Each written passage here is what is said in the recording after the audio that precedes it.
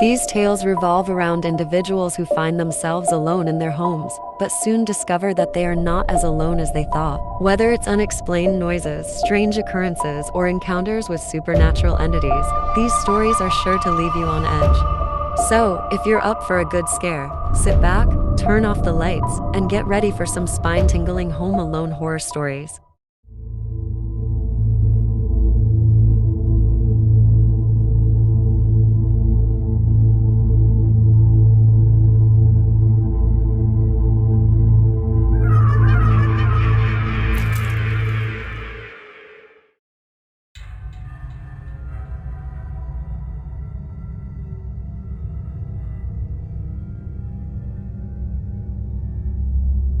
One night when I was about 12 or 13, my parents were gone for a while and I was just staying up really late past midnight on my desktop computer, waiting for them to come home. Like most people, I had been told a million times not to talk to strangers on the internet, but about half my friends list on MSN were people I had never met before, so I was just chatting with a bunch of them.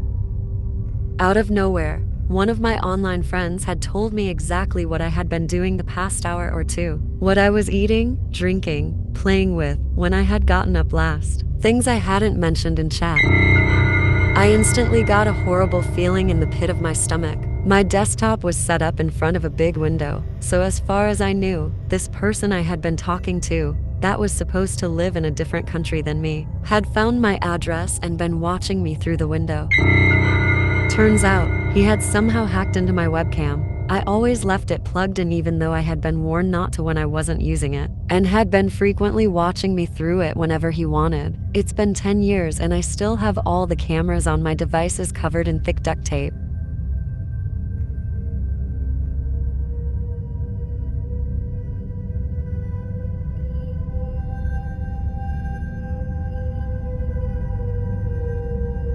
I had just moved into my first apartment. It was around 8:30 p.m. and I heard the doorknob moving like someone was putting a key in it and turning and knocking. At first, I got really excited that my then boyfriend was home, but then realized it was only 8:30 and he was due home from work around 10:30. So I looked out the kitchen window and didn't see his car or anyone's car I had known parked outside. That's when I panicked. The doorknob kept moving for a few more seconds and then stopped. A few minutes later, they had some piece of metal they were sticking between the door, trying to open the door. I freaked out at that point and locked myself in the bathroom with a knife and called 911. They tried to pry the door open for about 3 minutes before they stopped.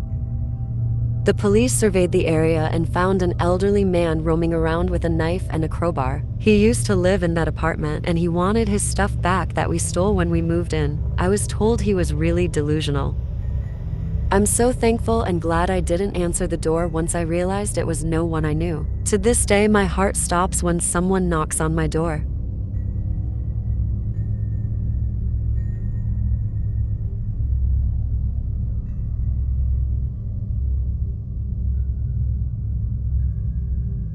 When I was about 13, I spent the night over at my cousin's house. We were home alone for the night and stayed up late playing video games. I remember he left the room to use the restroom. I must have been playing something good because I was sitting on the edge of the bed up close to the TV. As I played by myself, I felt my cousin come back in the room from behind me, and he laid back down on the bed. Gave me a little bounce as if he had jumped on, bed, squeak and all. When I turned back to talk to him, he wasn't there. He was still in the restroom. I looked down on the bed where I thought I had felt him and there was an imprint on the bed coming back up. Like if someone had been there and were just coming off of it. I have far more stories about that house, but that's definitely one time I felt the most shaken.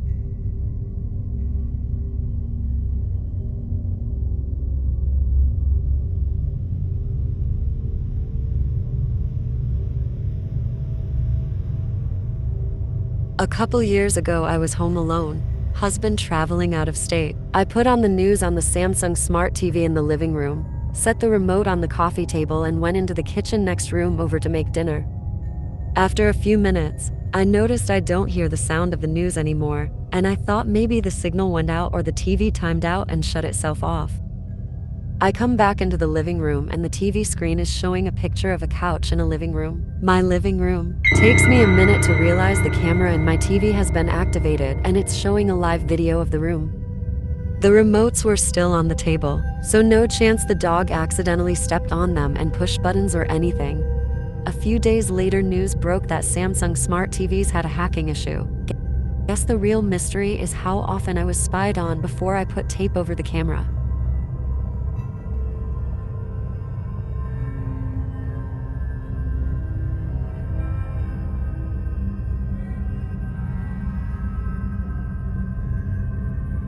When I was younger, I spent the day helping a neighbor rake leaves on his property. He was friendly with my family, so he walked me home to say hi to my parents. We walked into the house and heard my mom upstairs talking. It sounded like she was on the phone and walking around. I called for my dad.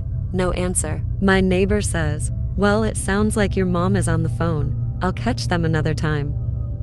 We say goodbye and he leaves. I go upstairs to see my mom, but I can't seem to find her or hear her anymore. I search the house and it's empty. I'm thinking, did she leave the house while I was saying goodbye to the neighbor somehow? I call my dad's cell. My mom didn't have one, and he picks right up. I ask him where he is, and if he knows where mom went. We're at the store. We've been running errands for a couple of hours. Instant goosebumps. My neighbor and I both heard footsteps upstairs and a woman's voice. No idea who or what it was, but we both heard it. I waited outside until my parents got home.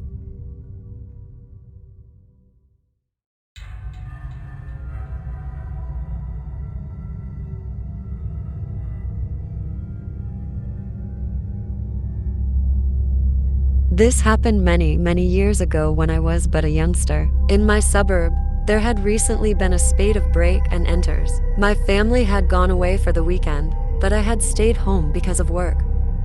I was up at midnight watching a James Bond movie. Suddenly, all the lights in the house turned off and I heard a really strange thud from my kitchen or living area. I knew it was a weird noise. Nothing in the house made any noise like that, so I was immediately suspicious. Just as I was about to get up to go and check it out, I heard it again. That's when I realized it was actually the thudding of the thick glass sliding door from the kitchen to the patio.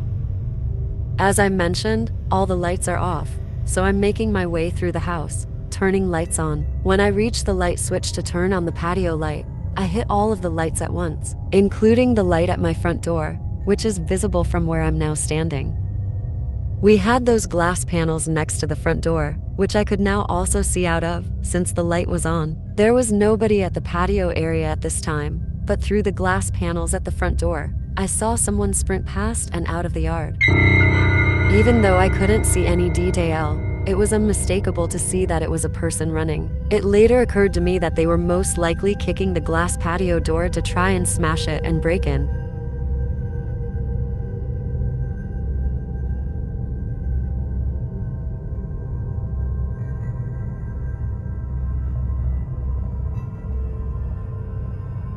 I was home alone since my husband was away on deployment. One night as I was falling asleep, both my dog and I heard someone on the porch walking around. My dog flipped out, and I decided to go downstairs. I grabbed my gun out of the safe and headed downstairs. About 2/3 of the way down, I saw the man through the front door windows. We locked eyes, and he said, "Let me in." I told him that he needed to leave. Again, he said, "Let me in." I told him he needed to leave and that I was calling the cops. "Let me in." I told him that I had a gun. He said, "So do I."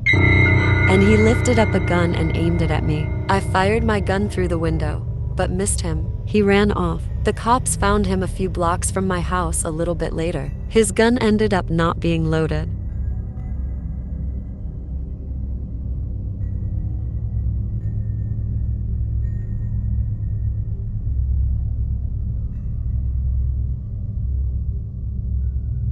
My brother and I were home alone from school because we were sick. We had a craft room in the mostly unfinished basement, and we were down there playing with miniatures. Around noon, we heard clearly the front door unlock, open, close, and someone walk in shoes across the foyer tile to the kitchen.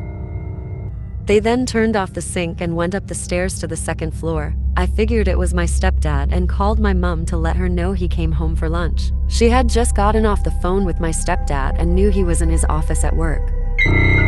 She called him back, and he came ripping home while we hid in the basement. Although we never heard the person come back down the stairs, we didn't find anyone in the house.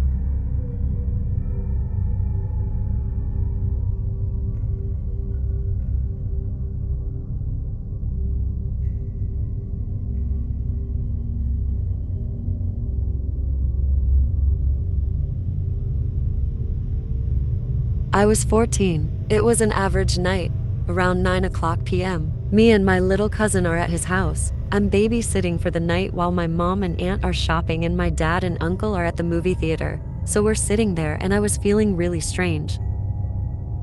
Something was wrong, but I couldn't put my finger on it, so I just kept watching TV with my cousin. The feeling wasn't going away, so I got up and walked to the back door to lock it. When I came back through the kitchen, I saw what was causing my weird feeling.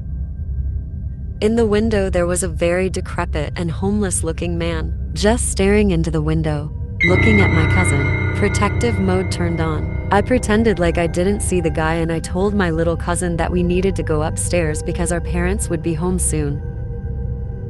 I went upstairs and put him to bed, knowing damn well that there was a man outside that wanted in. I was about 125 pounds and 5'8" at the time, and I played football for my school. If I remember correctly, I went downstairs and straight into the kitchen and grabbed one of those tenderizing hammers. Turned back to the window where I saw him before. Not there. Ran back to the front door and checked that it was locked. Both the deadbolt and the knob were locked. Ran back upstairs with my meat tenderizer and went into my cousin's room and sat down in front of the door. He asked me what I was doing and I said that he didn't need to worry about it and that he should keep his head low. Called the cops and then my dad and uncle. Cops would take half an hour and my dad and uncle were 45 minutes away. Then I hear a window shatter and the sound of heavy boots walking around. I told my cousin to stay calm, hide under the covers and to keep silent. I could hear the guy walking around downstairs. It was horrifying. I gripped that damn meat tenderizer and waited. About 5 minutes pass, and then I hear the boots walking upstairs. At this point, I was having a freaking heart attack. My cousin's door is no more than 10 feet from the stairs. I heard him opening the doors to my aunt and uncle's room, then the bathroom. He walked back downstairs and I heard him open the door to the basement. 15 minutes later, the police showed up and burst into the house. Turned out the guy was loose from a mental hospital 1 province away.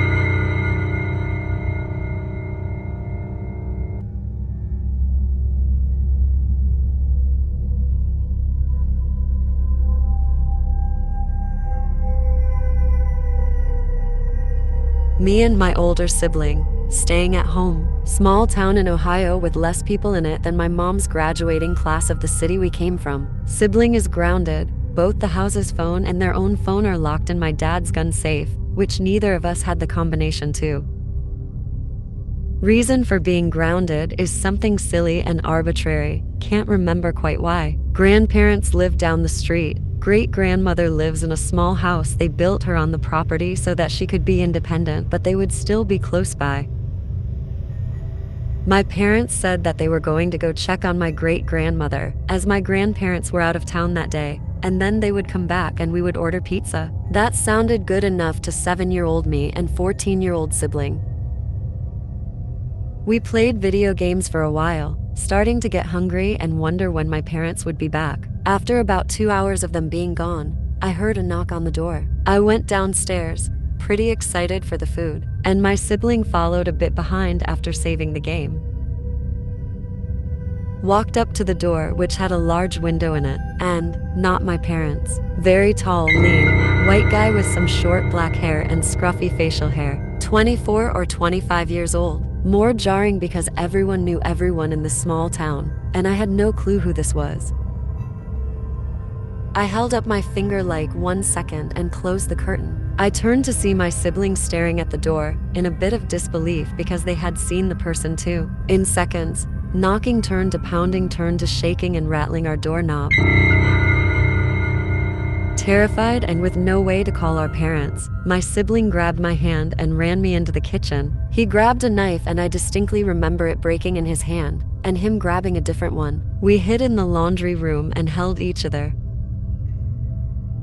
Banging, pounding, and about 5 minutes that felt like hours later, the front door opening. One thing about my sibling is he has always been ready to protect me at a moment's notice. And he is ready to jump up with his broken kitchen knife and defend me the moment the dude was upon us. Instead, my mom rounded the corner, holding 2 pizza boxes and wondering why both her kids were in a crumpled heap of tears on the floor. We both stood up and ran to tell her about the man outside, but we were met with laughter. My dad was outside talking to him. She said that he was asking about buying a broken down car that had been in our driveway for a few months and was apparently a mechanic. My mom felt terrible, but found the situation a bit amusing. Apparently, she went out and told the man, and he said he felt bad for scaring us. We were given hugs and promised that the phones wouldn't be locked away while they were gone again, and spent the evening eating our pizza with choked sobs. But something still bothers me, even though it didn't as a child. Something that I just never thought about. Why would an adult grown man pound on the door like that, shake the handle, try his very damnedest to get into a house where either the parents weren't home? Why would someone want to talk about a car that didn't have any sort of for sale sign on it so late at night? I was actually in danger that night, as my parents brushed it off so lightly. But something in my gut, being an adult now, that's not the way adults act. And I don't think that I would want to know what would have happened had my parents not come home when they did.